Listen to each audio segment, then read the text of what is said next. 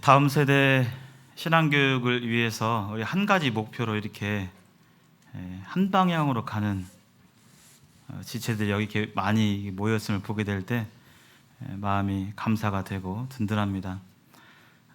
어떤 시골 교회는 일꾼들이 적어서 교회 학교에 다음 세대를 교육하는데 교사들이 적고 이렇게 하는데 지금 이렇게 주위를 둘러보면 다음 세대를 책임지겠다, 다음 세대를 위해서 헌신하겠다 하는 그런 마음을 가진 우리 형제자매님들이 60명 넘게 이렇게 있음을 생각할 때 하나님의 은혜에 감사를 드립니다. 코로나가 있은 지 벌써 1년 6개월이 지났어요. 상당한 세월이 지났죠. 사진에 보는 것처럼 작물을 심고 씨앗을 심고 그 씨앗이 싹을 틔우고 또 자라고 또 열매를 맺기까지는 상당한 기간이 필요합니다. 우리 자녀들을 흔히 감람나무, 어린 감람나무에 비유하는데 그것을 차치하더라도 뭐 유실수라든지 바로 심으면 바로 열매를 얻어지는 게 아니죠. 레위기에서도 열매를 소산을 얻을 때 3년째 이렇게까지는 이렇게 두고 4년째 하나님께 드리고 5년째 이제 우리가 취하게 되는데 이 생명이 자라고 탄생하고 자라는 데는 굉장한 인내와 수고가 필요합니다. 우리 자녀들도 마찬가지고 또 교회 학교의 어린 지체들도 우리 학생들도 마찬가지입니다. 어떤 부분에 방향을 두어야 할까 하나님 앞에 고민하고 또 기도하는 가운데 이렇게 하는 부분을 좀 나누겠습니다. 잘 아시다시피 우리의 현재 상황이 이렇습니다. 한국 기독교인의 감소가 이루어지고 있죠. 저출산 또 고령화 귀에 박히는 말이죠. 자연스럽게 자연 감소로 기독교인의 감소, 다음 세대들이 감소하고 있어요. 우리나라가 작년에 이어서 올해 198개국 중에서 출산율이 198위, 2년 연속입니다. 흔히 고령화 사회라고 일컬어지는 일본이 출산율이 1.4명 정도 돼요. 근데 한국은 몇 명인지 대략 아세요? 일본이 1.4명인데 한국은 0.82명이에요. 세계 최저. 자연스럽게 아이들의 목소리가 줄어들고 숫자가 줄어들죠. 더군다나 이 코로나 때문에 기독교에 대한 인식 이런 부분들이 사회적 신뢰가 가는 가운데서 부모들이 교회에 잘 안 보내고 꺼려지게 되고 이런 가운데 있죠. 그래서 이런 상황, 시대적인 상황 가운데 있습니다. 근데 그러나 이것은 일반적인 상황이죠. 코로나 이후에 우리가 지켜보고 있는 것들 또 느끼는 부분들이 아마 이런 부분이라 생각이 들어요. 잘 나왔던 구두자 아이들, 가정 아이들이 어머니가 나가지 말래요 이렇게 하면서 어머니가 나가서 말라고 해서 안 나오는지 아니면 자기가 아유 잘됐다 그냥 이 핑계 대고 안 나와야겠다 이렇게 하는지는 모르겠지만 그 아이들이 예배당 출석에 이렇게 어려워지게 되고 또 그들이 장기 결석하게 되고 또 학생들이 일단 북적북적해야 마음에 기쁨이 있고 교사는 그렇잖아요. 아무도 없는 교실에 교사만 있으면 의미가 없잖아요. 교회학교 출석 좌우로 인해서 혹시 우리 형제자매들 마음 가운데 위축된 부분이 있는지 모르겠습니다. 또 연합해서 체육활동도 하고 또 캠프도 하고 캠프 지내면서 아이들이 자연스럽게 서로 알아가고 그 가운데서 주님 안에서 아름다운 교제도 나누고 교회에 대한 애착심도 갖고 교사와 학생들과 이렇게 친해지기도 하고 그렇게 되는데 이것이 취소되거나 축소되어서 좀 아마 어려움이 많이 있으실 것입니다. 그리고 온라인으로 줌이나 이런 부분으로 진행하고 하지만 장단점이 있죠. 장단점이 있습니다. 쉽게 멀리 떨어져 있는 상황에서 만날 수 있고 대화할 수 있는 부분들은 좋지만 온라인의 만남들이 우리가 직접 가까이서 대면하는 그러한 만남하고는 또 이렇게 비교할 수가 없는 부분이 있죠. 또 교회 가자고 하는 것에 대해서 교회 얘기 나오는 것에 대해서 사람들이 꺼려하고 또 이렇게 하는 부분에 대해서 어려움도 있습니다. 아이들이 이제 밖에 못 나가니까 미디어에 대한 노출이 증대됐죠. 그래서 아이들이 대부분 스마트폰 보고 하면서 이제 코로나 이후에 우리 학생들과 관련된 이런 부분들이 있을 줄 알아요. 그래서 그러나 아까 얘기한 것처럼 생명의 탄생과 생명의 자라면은 인내가 필요합니다. 그리고 하나님이 함께 하시면 어떠한 이 코로나 상황이다 할지라도 하나님은 여전히 역사하시고 영혼들을 인도하시고 영혼들을 구원하시고 또 영혼들의 마음을 변화시키시는 그런 분이 우리 하나님이신 것을 이렇게 보게 됩니다. 우리가 어떻게 해야 할까? 이 시대, 변화무쌍한 이 시대, 지난주까지 4단계 됐다가 3단계 됐다가 1단계 됐다가 언제 어떻게 될지 모르는 이런 상황 가운데 우리는 어떻게 해야 되는가? 우리는 믿고 의지할 분이 계시고 믿고 의지할 기준이 있습니다. 바로 성경이죠. 성경입니다. 오늘날에도 동일합니다. 출애굽기에 성막을 이렇게 짓게 될 때 마음이 감동된 자, 자원하는 자가 헌신했습니다. 하나님께 또 하나님의 말씀에. 그리고 그런 사람들이 마음이 지혜로운 자가 와서 이 성막을 만들었죠. 마음이 지혜로운 사람은 하나님을 경외하는 사람이죠. 또 만들었고 또 그런 자들에게 하나님께서 하나님의 영을 성령을 충만케 해주셔서 지혜와 총명과 지식을 주셨어요. 우리 안에 성령님이 계시고 상황이 여러 가지 어렵고 어떻게 해야 할까? 어떻게 하면 더 이 사명을 잘 감당할 수 있을까? 언뜻 생각하고도 이렇게 잘 답이 안 나오지만 성령께서 우리 각자에게 또 우리 기린노교회 교회학교에게 가르치시고 인도해 주신다는 것입니다.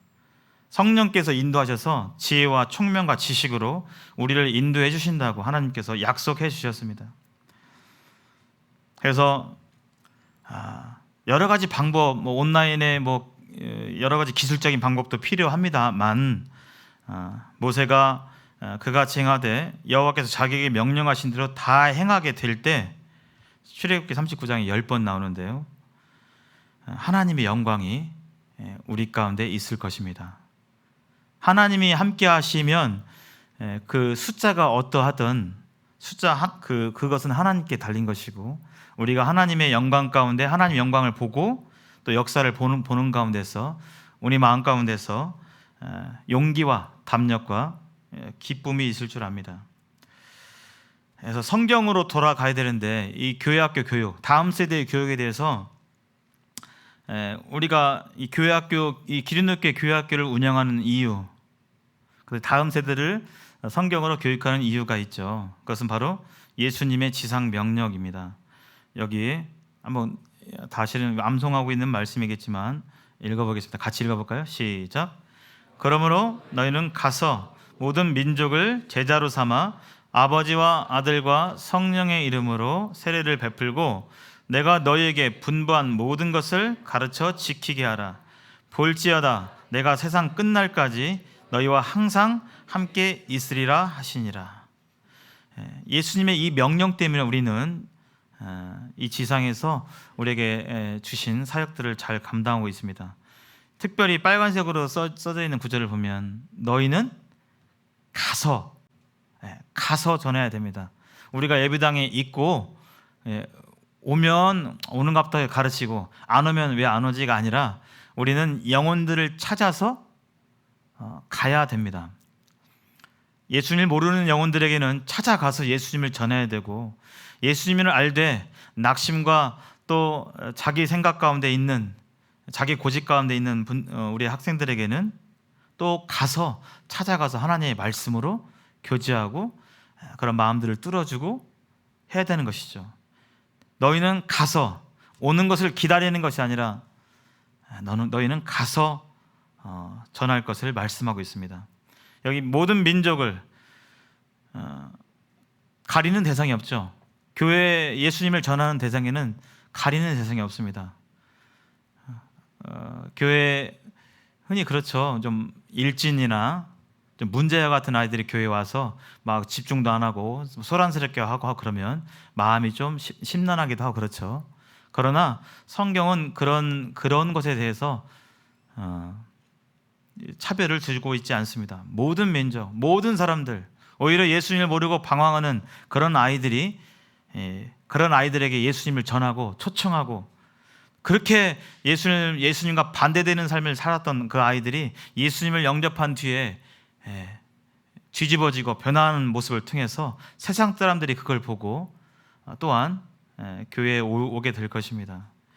모든 민족을 제자를 삼아 예수님을 전하고, 복음만 전하면 끝나는 것이 아니라 내가 너에게 분반 모든 것을 가르치고, 또 가르칠 뿐만 아니라 그들이 지키는지를 봐야겠죠. 이것이 이제 우리가 교회 학교에서 주님의 명령을 따라서 받들어서 이렇게 순종하는 부분입니다. 가르쳐 지키게 하려면 내가 먼저 배우고 그 다음에 지키는 자가 되어야겠죠. 세상 교육과 다른 점은 뭐냐면, 세상은 지식이 있으면 그 달달 외우거나 해가지고 그냥 전달하면 되잖아요. 지식이니까. 그러나 하나님의 말씀은 그렇게 할 수가 없는 것입니다. 내가 알고 내가 순종하는 것을 가르쳐야겠죠. 그래서 이 시대에 우리가 영혼들이 많이 오든 적게 오든지 간에 우리는 이런 하나님의 말씀을 마음에 새기고 이런 부분에 계속적으로 낙심하지 않고, 우리가 선을 행하되 낙심치 않으면 하나님이 정하신 때 거둔다고 하셨잖아요. 거두게 할 것입니다. 왜냐하면 앞에 있는 모든 것에 대한 그 이유가 있어요. 왜냐하면 예수님이 항상 함께 하시기 때문에, 예수님이 우리와 함께 하시기 때문에 이것이 가능합니다.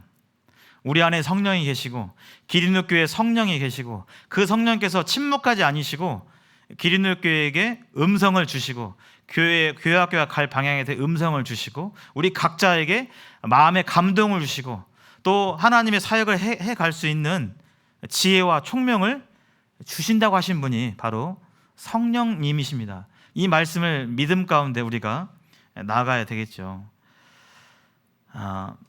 특별히 이스라엘 사람들, 이 구약의 지상 명령은, 구약은 유대인들에게 많이 해당되는 부분이기 때문에 이스라엘 사람들에게 해당되는 지상 명령은 아마 이 말씀일 것입니다. 쉐마 데르라 이스라엘, 이 말씀인데요. 여기서도 마찬가지죠. 다음 세대 교육에 대한 범위와 책임에 대해서 하나님께서 구약 성경에서 분명히 명시하고 있습니다. 들으라, 이스라엘아 들으라. 우리 하나님 여호와는 오직 유일한 여호와시니 너는 마음을 다하고 뜻을 다하고 힘을 다하여 내 하나님 여호와를 사랑하라.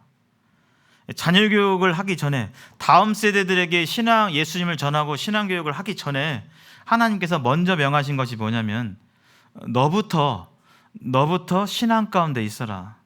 너는 안 되는데, 바빠서 안 되고 무엇이 안 되고 해서 안 되는 게 아니라, 너부터, 하나님 앞에 선 너부터 마음을 다하고 뜻을 다하고 힘을 다하여 내 하나님 여호와를 사랑하라고 하나님께서 먼저 명하셨습니다. 그리고 오늘 내가 내게 명하는 이 말씀은 너는 마음에 새기고 그랬죠. 학생들의 마음에 새기기 전에 내 마음 가운데 하나님이 새겨지고 하나님의 말씀이 새겨지는 것이 다음 세대 신앙 교육의 우선적인 부분입니다. 특별히 이것은 부모에게 하나님께서 명하셨죠. 자녀들을 부모들이 잘 가르치라고 말씀하고 있습니다. 유대인들은 자녀들에게 신앙이 유전되는 그 확률, 신앙이 그대로 전수될 확률이 상당히 높다고 그래요. 한국은 부모님은 교회 열심히 잘 나가고 그러는데 자녀들은 안 믿거나 교회 안 다니거나 이런 사례가 심심치 않은데, 유대인들은 그 부모가 하나님을 경외하게 되면 대부분 자녀들도 그런 가족 공동체 안에서 하나님을 경외하는 그러한 비율이 더 많다고 그렇습니다. 다음 세대의 신앙 교육은 1차적으로 하나님께서 부모에게 맡겨주신 것이죠.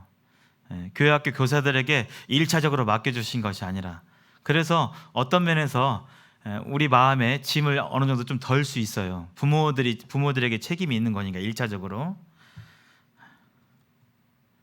그러면 이제 교회학교하고 가정하고 어떤 상관관계냐? 이 다음 세대 신앙 교육에 있어서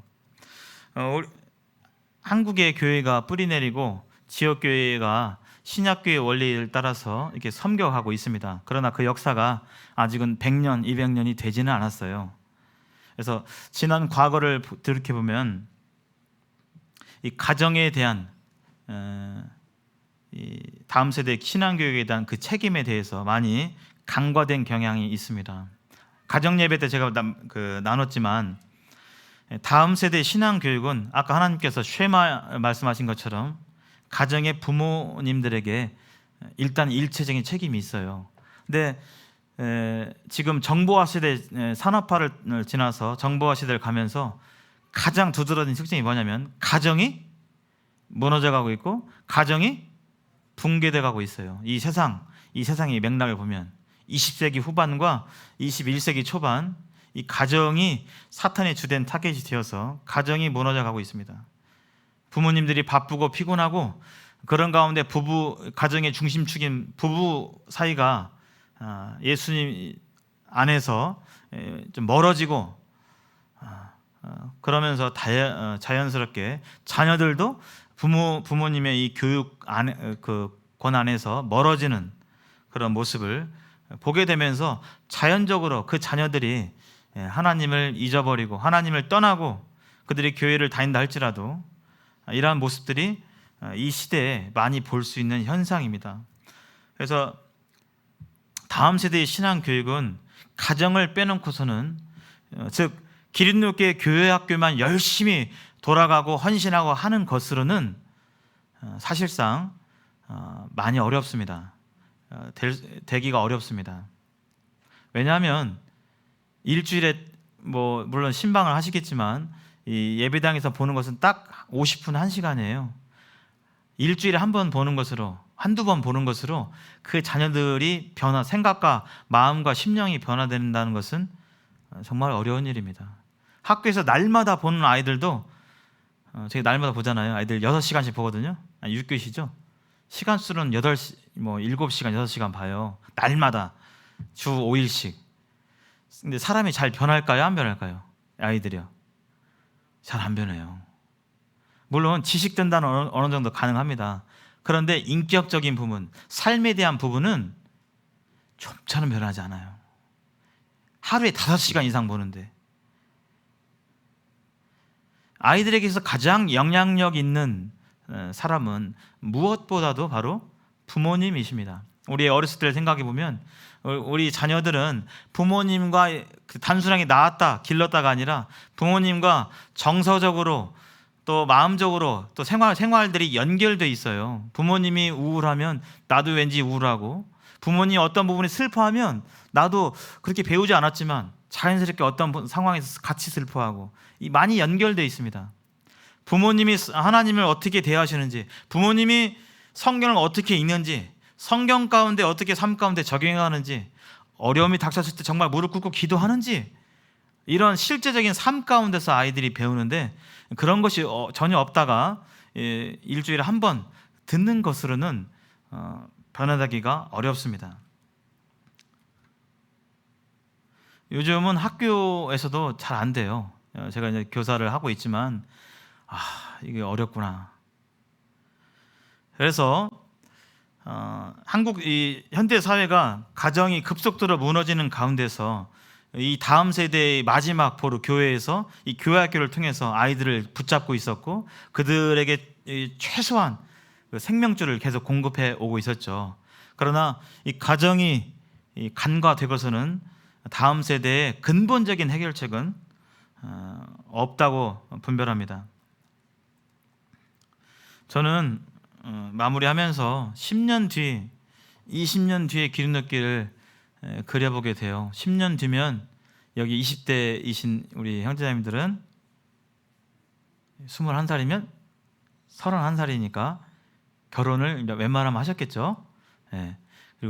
그리고 지금 20대 후반분들은 웬만하면 하셨겠고 10년 후면 결혼하시고 20년 뒤면요.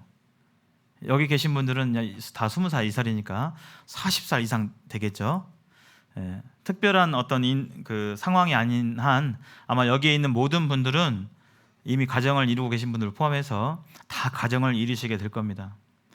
아까 생명이 온전히 자라는 데는 굉장한 시간이 걸린다고 그랬죠. 우리가 단기간에 몇 개월 만에 기린교회 아이들을 부흥시키고 이렇게 표면적으로 될 수도 있지만 근본적인 구조는 시간이 걸릴 것입니다.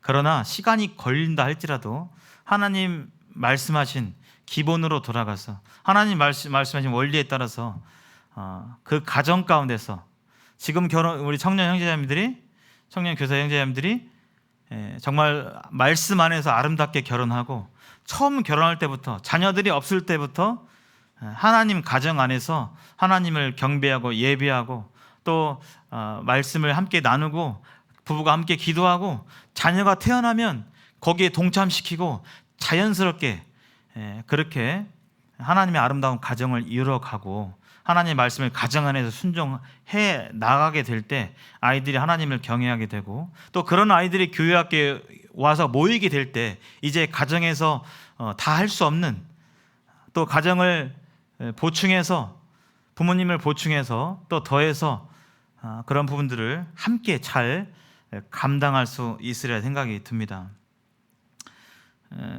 성경에서 이렇게 얘기하고 있죠. 구약에서도 계속 나오고 있는 말씀인데요. 아브라함의 하나님, 이삭의 하나님, 야곱의 하나님, 이 3대에 걸친 하나님. 과연 나의 하나님이라고 나는 부르는데, 동화의 하나님이라고 부르는데 과연 내 아들의 이름을 통해서 하나님이라고 부를까? 우리는 이것을 꿈꿔야 됩니다. 그것은 갑작스럽게 되는 것이 아니라 우리가 시간이 걸리더라도 우리가 그런 부분에 비전을 품고 아름다운 과정을 통해서 앞으로 태어난 자녀들을 그렇게 말씀 안에서 내가 잘 양육하고 키우리라 하는 가운데서 더욱더 교회 학교가 든든히 서가고 그러한 기본을 바탕으로 구도자 학생들이 더 오게 되고 또 복음을 전하고 이렇게 할 수 있으리라 생각이 듭니다. 그래서 여기 하나님이 주인 되신 가정, 아름다운 결혼을 하셔야 되겠고요. 또 자녀의 신앙 교육에 대해서 이전처럼 바쁘고 이러다 보니까 그냥 못할 수도 있고 이게 아니라 처음 결혼할 때부터 그렇게 비전을 품고 가정을 이루시고 그렇게 하시기를 이렇게 바라겠고요. 또 우리가 교회 학교의 교사로서 가정이 자녀 다음 세대 교육을 담당하고 또 한 가지 더 축으로서 한 바퀴로서 이 교회 학교 교사로서 아이들을 잘 가르치는데 우리가 코로나 상황이지만 삶으로 가르치는, 그래서 말씀과 기도와 예배, 교사인 우리가 말씀을 정말 어떠한 마음으로 듣는지, 정말 간절한 마음으로 기도하는지, 예배 시간에 정말 예배를 사모하는지 우리는 계속적으로 이 코로나 시대에 우리 자신을 되돌아봐야 됩니다. 왜냐하면 우리는 지식으로 가르치는 것이 아니라 삶으로 가르치기 때문입니다. 삶으로 가르치지 않는 것은 영혼들이 알아보고 또 가르쳐지지도 않습니다. 특별히 마지막으로 아까 너희는 가서 모든 민족에게 복음을 전하라고 했잖아요. 우리는 나가야 됩니다. 코로나 때문에 나오기 어렵대. 어머니가 나가지 말래. 그러냐? 거기서 끝나는 것이 아니라 영혼들을 찾아 나서는 교사가 되겠습니다. 영혼들을 찾아 나서는 교사. 그래서 전도하고 또 안 나온 지 6개월, 1년 된 애들 안 나올란갑다. 이제 얘 마음이 떠났는갑다. 포기하지 마시고 그들에게 찾아가게 되면 하나님께서 어떠한 역사를 통해서 그들의 마음을 인도해 주실 것입니다. 구하라 그리하면 주실 것이요, 찾으라 그리하면 찾는다고 그랬잖아요. 우리가 하나님께 간절히 의지하는 가운데서 영혼들을 찾아 나서게 될 때 하나님께서 역사해 주실 것입니다. 그러나 우리가 여기 앉아서 나오면 가르치고 안 나오면 안 나오는 것다, 이런 예를 들어서 그렇게 하게 될 때 사실은 하나님의 역사가 있기가 어렵죠. 하나님의 역사는 이 코로나 시대에도 여전히 영혼들을 인도하시고 구원하시고 또 어떤 일도 하나님의 역사를 막을 수 있는 것이 없음을 우리는 확신합니다. 그렇기 때문에 우리가 조금 구도자들이 안 나온다고 해서 낙심하거나 그런 마음을 가질 필요는 없습니다. 우리는 믿음으로 하나님을 의지하는 가운데서 담대히 나가고 말씀을 따라 순종해서 영혼들을 찾아 나서는 이 코로나 시대에 그러한 적극적으로 찾아 나서는 교회학교 또 교사들이 또 기린도 교회가 되기를 바랍니다. 마무리하면서 기린도 교회 가정들을 위해서 기도해 주시고 또 아름다운 가정을 위해서 꿈꾸시고 지금부터 교사로서 준비해 가시고 이렇게 하게 되면 10년 뒤에 기린도 교회 교회학교의 모습, 우리 아이 다음 세대의 모습, 20년 뒤 기린도 교회 교회학교의 모습, 20년 뒤면 몇 살이신가요? 상상하기 싫으신가요? 20년 뒤면 저도 60 이제 후반이 됩니다. 우리 현수 형제도 40대. 근데 세월은 금방 가요. 미리 대비하지 않으면 그때 가서도 어떻게 하지 되거든요. 지금부터 우리가 그렇게 준비해야 되겠습니다. 하나님 의지하면서 서로 격려하고 또 서로의 부족함을 채워주는 그런 우리 교사들이 되기를 바라면서 말씀 마치겠습니다. 감사합니다.